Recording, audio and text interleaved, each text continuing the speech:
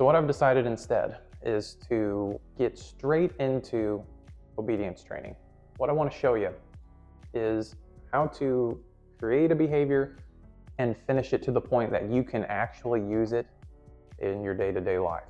I know from experience, 7 years of doing this and working with people and their dogs, that a lot of people will come in and be like, yeah, my dog knows how to sit, or yeah, my dog knows how to recall, or he'll down. They'll tell me all these things that the dog can do.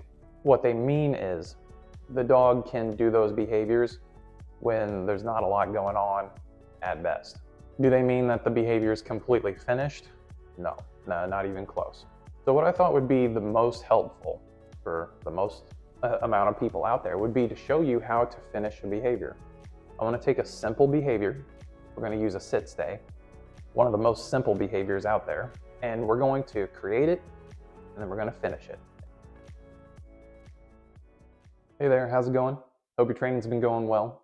I took a little bit of time off from YouTube. I was getting a little burnt out on it and I needed to just step away from it for a little while. Quit worrying about creating a video every week. That's what I typically like to do, is like to upload at least one video a week. So I needed to get away from it for a minute, so that's what I did.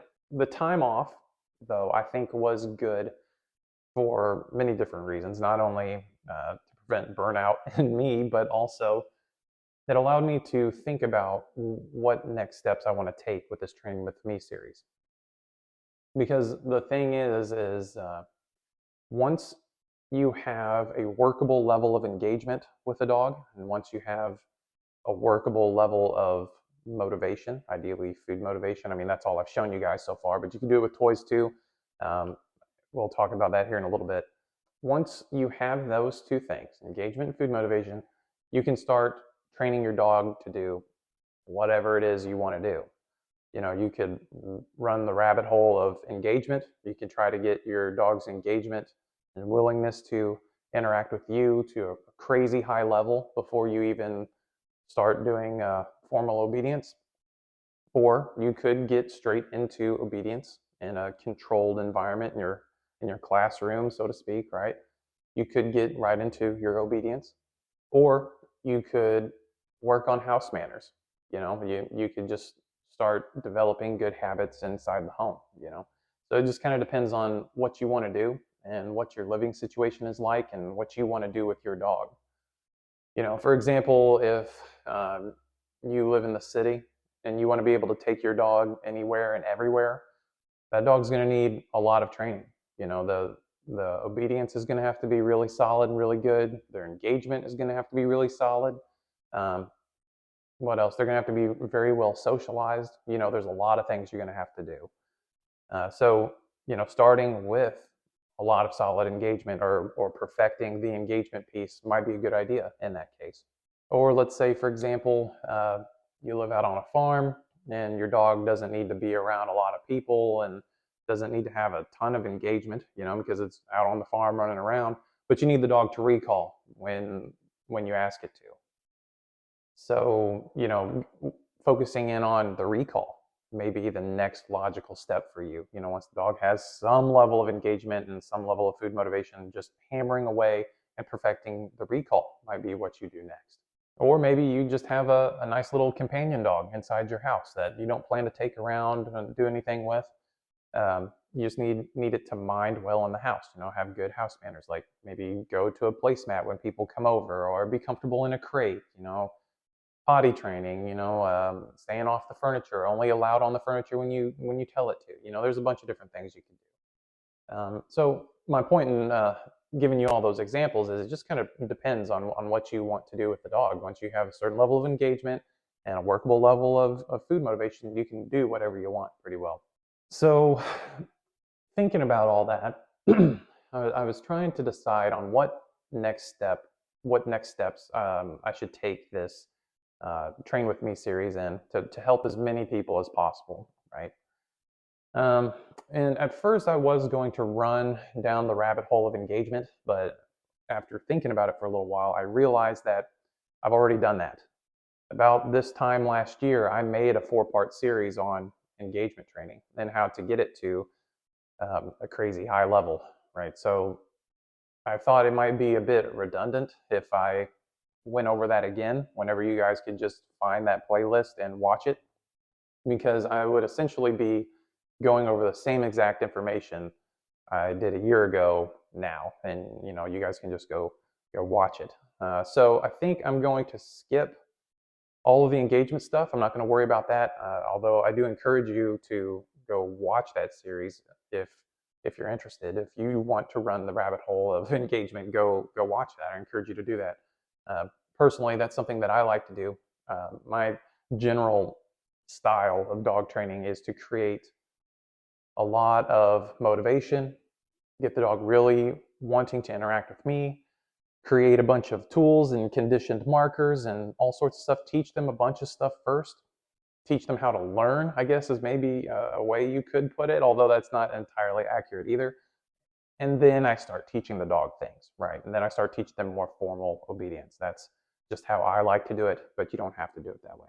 So what I've decided instead is to get straight into obedience training.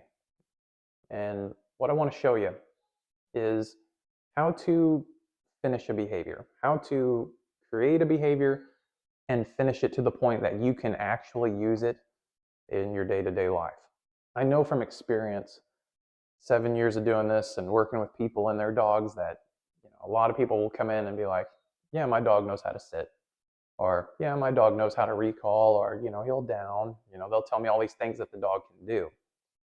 But I know, once again from experience, that what they mean is the dog can do those behaviors when there's not a lot going on at best, right? Do they mean that the behavior is completely finished? No, not even close. I'd actually say in 7 years, I have not met one person that wasn't a professional dog trainer, and a good one at that, who came in, said their dog knows how to do this stuff, and the dog actually knew how to do that stuff no matter what, right? And that's just something I have never seen in 7 years. So I know there's a really good chance that you watching probably fall under that category as well. So what I thought would be the most helpful for the most amount of people out there would be to show you how to finish a behavior. I want to take a simple behavior. We're going to use a sit stay, one of the most simple behaviors out there. And we're going to create it, and then we're going to finish it. And by finish it, I mean that dog will sit and hold the stay until you release them, no matter what's going on around them. Doesn't matter if there's other dogs, other people, doesn't matter what you're doing, doesn't matter if you're in sight or out of sight, the dog will hold the sit stay until you give them their release command. We're going to finish that behavior. We're going to get that sit stay to a very functional, practical, reliable level. The reason why I chose the sit stay is because it's one of the most simple behaviors you can think of, right? Nearly everybody can get their dog to sit. I mean, hell, you can probably give a 4 or 5-year-old some treats and they'll figure out how to get the dog to sit, right? Hand comes up, butt goes down, give them food, right? And you say sit somewhere in that sequence, right? That's how a lot of people do it, and they figure it out, right? So that part's not hard. It's getting the dog to sit whenever they're stimulated. It's getting the dog to hold the sit no matter what's going on, and so on. And that's what I want to show you guys how to do. And although this series is going to be about teaching your dog to hold the sit stay no matter what, more importantly, what this is going to do is teach you how to finish a behavior. I'm going to go over some concepts and some principles, some foundational behavior science stuff as we go along, and then I'm going to show you how to apply it. I'm going to show you how to apply those principles and those concepts and all that sort of stuff. So although you're going to be training your dog, this is mostly going to be about you learning how to do it. You learning and understanding the concepts and principles and then applying it, right? Getting that experience under your belt. And my hope is that in doing so, that you'll be able to see how all these pieces finally come together and maybe understand what I've been talking about this entire time. Because I do know that dog training at its core is behavior science. That's what it is. And behavior science is a form of psychology, and psychology is a very abstract topic. You know, a lot of the stuff that you learn in psychology is stuff that is in your head and stays in your head more or less. But the beautiful thing about behavior psychology, behavior science, and dog training is that you can get a very practical, what's the word, maybe tangible uh, feel for it because you can apply it and see its effects on your dog. My hope is that you'll understand it all on a much deeper level, and you'll be able to practically apply it to whatever other behaviors you want to do later on. Because the thing is once you understand this, what I'm going to show you through just the sit stay, once you understand it, you can apply it to quite literally any other behavior.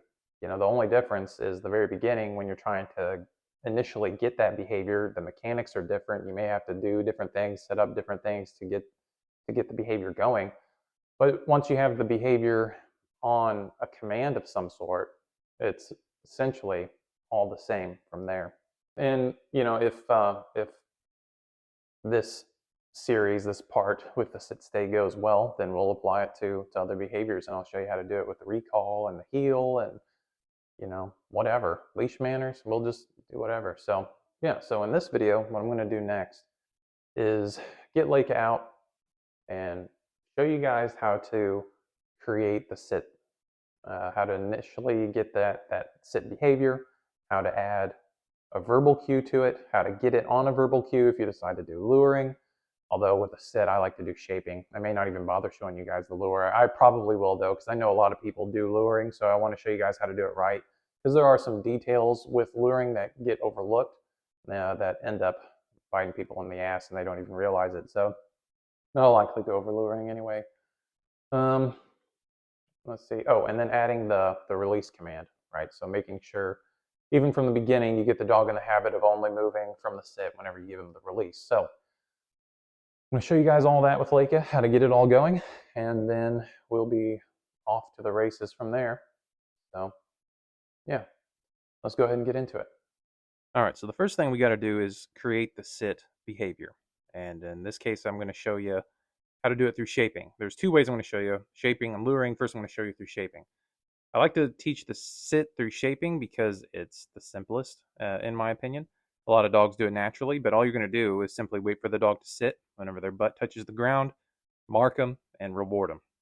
Right now, do not worry about saying the sit command. In fact, do not say the sit command. Just get the sit behavior consistent by rewarding it every time that they do it on their own.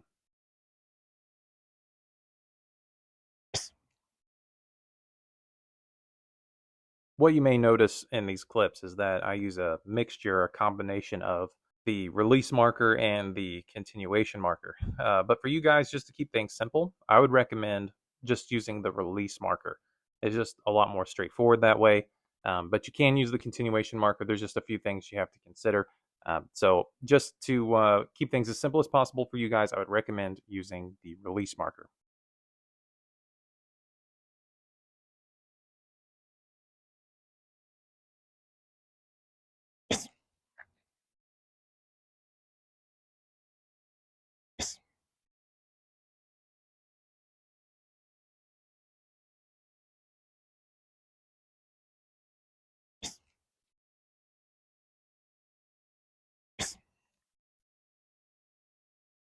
The next step is to pair a sit command to the sit behavior that you created in the previous step. Sit. Good.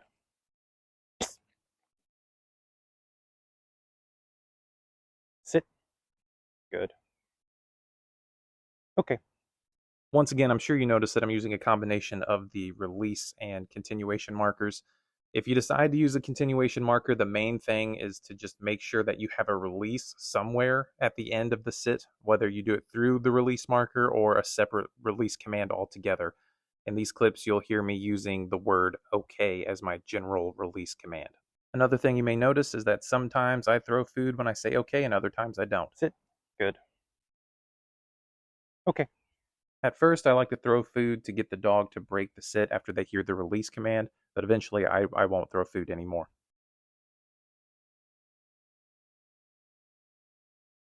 Okay. After many repetitions of pairing the sit command to the sit behavior, it's time to test it. And in order to do that, all you're going to do is say the sit command even before you think they're going to sit, even whenever you don't think they're going to sit, and see if they do sit. See if they have finally been conditioned to the sit command and do the sit behavior associated to it. Okay.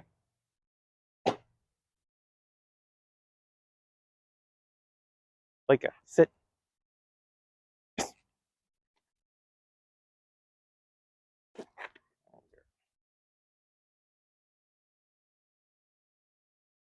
Leica, sit. Good.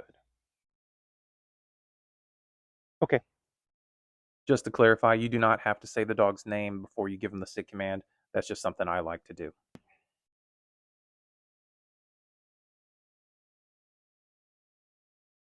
Leica, sit. Good. Okay. Next up, I want to show you guys how to properly teach a dog to sit through luring.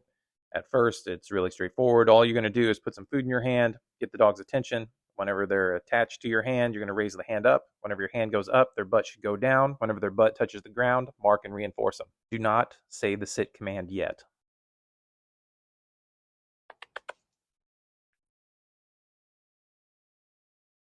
Next, we have to pair our sit command to our lured sit behavior. And the golden rule, the main rule here, is to say the sit command before you move your hand up. If you do it at the same time, it will not work. And if you do it after, it will not work. You have to do it before. Sit. Okay.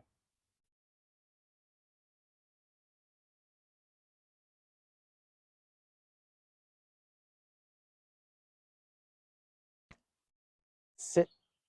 Good. Good. Okay.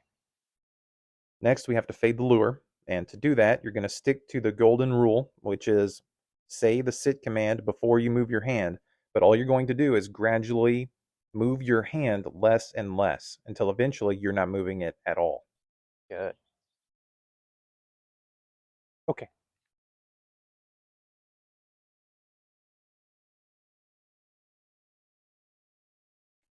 Sit. Good. Good. Good. Okay. Sit. Good. Okay. Sit. Good. Yes. And the final step in this progression is to test the training. To do this, just say the sit command, and if the dog puts their butt on the ground, mark and reinforce them. That also should tell you that the dog is conditioned to that sound, and you now have a sit on a verbal command only. Leica, sit. Good. Okay. All right, there you go. Those are two of my favorite ways to get a dog to sit on a verbal command only. In the next video of this series, I should say, I'm going to show you how to build off of that. And the natural next step is to teach the dog to hold the sit no matter what you do as the handler. No matter if you start moving around them, start walking away from them, start talking on the phone, go greet another person or go greet another dog, whatever, go play with the toy, it doesn't matter. Basically, we're going to teach the dog that no matter what you're doing as the handler, all they need to do is hold the sit after you told them to sit. It's basically an implied stay, and from that point, you can add the word stay if you want, but you don't have to.